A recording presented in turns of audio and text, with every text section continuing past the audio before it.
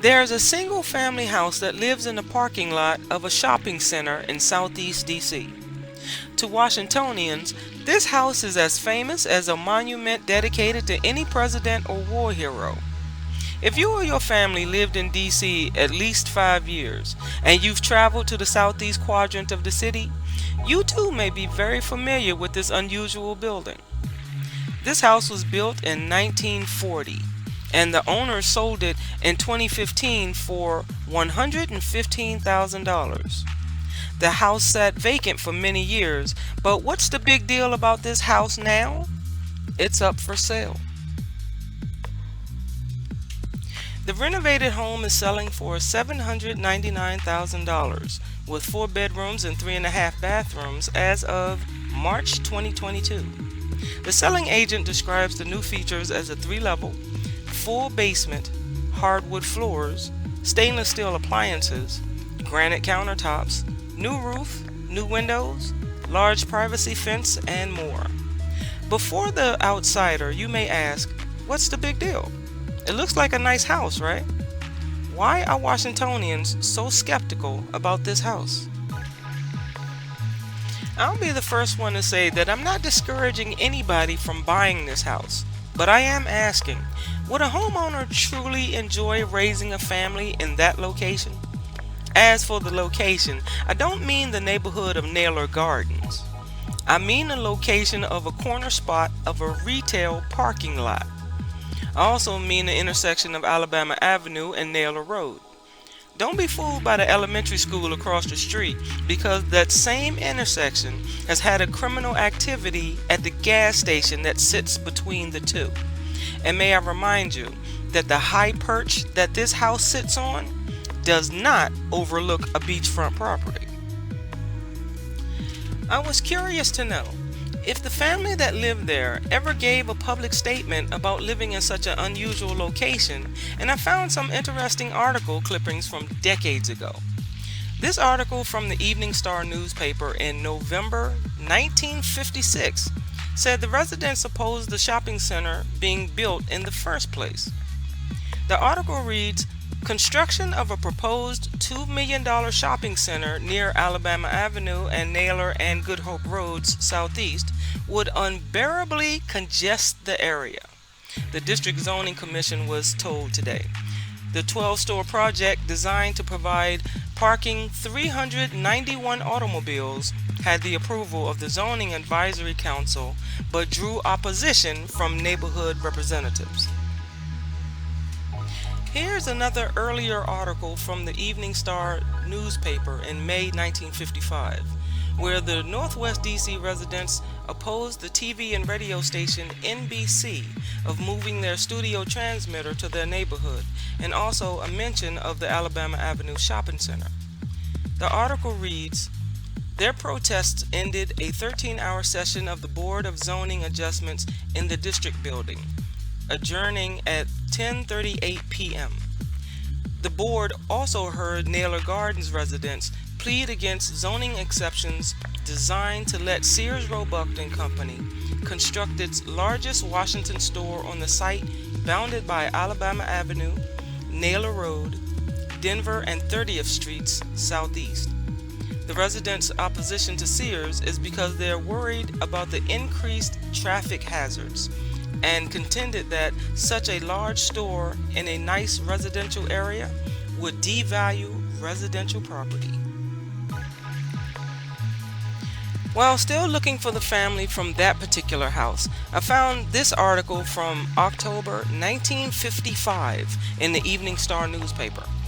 The article was about a politician and a DC resident having a car crash. And the article reads, "Two persons were injured slightly today in an auto accident at 7th Street and Independence Avenue Southwest, involving Representative Kenneth B. Keating, Republican from New York. Mr. Keating was driving east on Independence Avenue when his car collided with a station wagon driven south on 7th Street by Mrs. Myrtle Oliver, at age 37, of 2709 Alabama Avenue Southeast. The later vehicle overturned on the left side. Mrs. Oliver and her 3-year-old son, Frank, were treated at emergency hospital for bruises and released. Mr. Keating was not injured. No charges were filed by the police.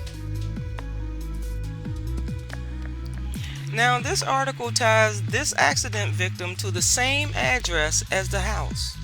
Did this woman and her husband live at the house for a long time? Did the accident have anything to do with not giving a public statement about this house? Or did this woman and her family even live at the house at the time when Sears and Roebuck made an offer to buy the houses on that street? I don't know. But for some people who may be wondering, why would the Sears and Roebuck company have anything to do with this house sitting alone in the Safeway grocery store's parking lot? Well, first of all, the major retailer wasn't initially a grocery store. And here's the story from the Washington Post, boasting about the opening of the new Sears Roebuck on September 5th, 1956. This article explains the beginning and expansion of the Sears Roebuck Company in the DC area and America. But there's no mention of the single-family home on the same site of this major retailer.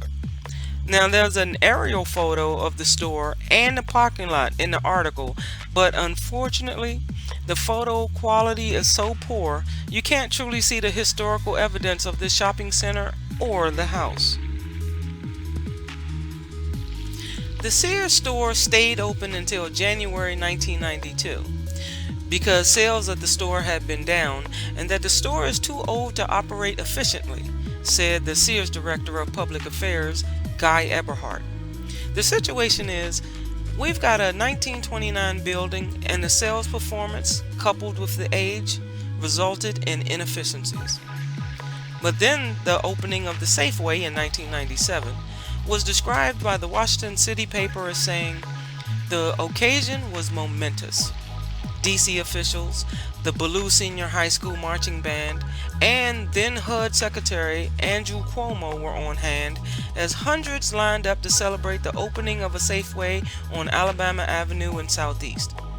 The long-awaited amenity would anchor the Good Hope Marketplace, the largest retail development in Southeast in decades. I don't know how many years the house stood vacant before the owner sold it in 2015, but the new owner put it up for sale for $450,000 before dropping the price multiple times later. It eventually sold again in October 2020 for $200,000.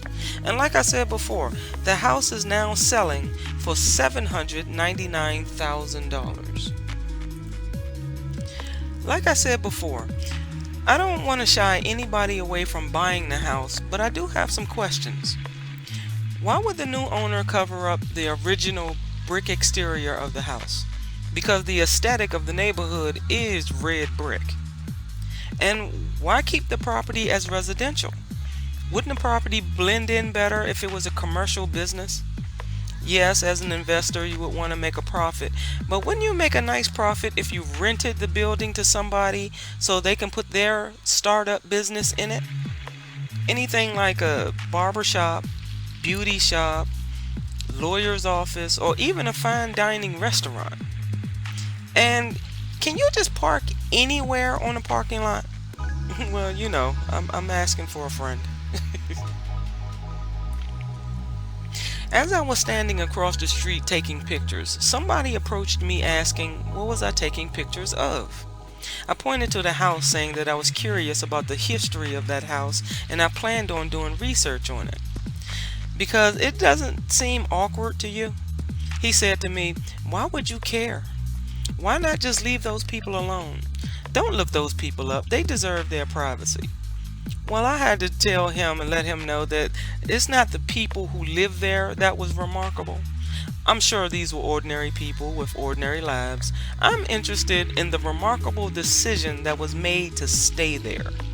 I'm interested in the story of having the courage to stand up for yourself when everybody else has decided to take a little bit of money offered to them and run. He told me, try not to make heroes out of people who are not. I told him that you can find greatness in the strangest of places. the smallest of people and the most innocent. I told him, don't downplay anybody's actions, because the smallest of birds can flap their wings so fast it looks like a blur to you and me. And the wind from those wings can eventually knock you over if you stand there long enough. Well, he just looked at me and said, nah. Well, in my research, I have found out some names, and no, I won't mention them because I'm assuming they're still alive, and I'm assuming they're senior citizens still living in the DMV area. I don't know any of the people that used to live in the house, but I will assume that somebody do know them and still has contact with them. If anybody knows the extraordinary story of the people who lived in this house, on a street that all the other houses were demolished but theirs, and lived through the construction of a shopping center in their backyard, could you clue us in? The story is fascinating to me, because just across the street in the Skyline Shopping Center, those buildings were claimed by the district government through eminent domain. Those owners of those businesses were forced to move. But this house seems to be evidence that no one forced them to move, but asked them to leave, and they refused. If that's true, I would love to find out the story behind it. Call me nosy, call me curious, but just remember, call me by the name my mama always called me, the one that's on my birth certificate. Thank you for hanging out with me. I'm Dickie D in DC, and I will see you in the next video.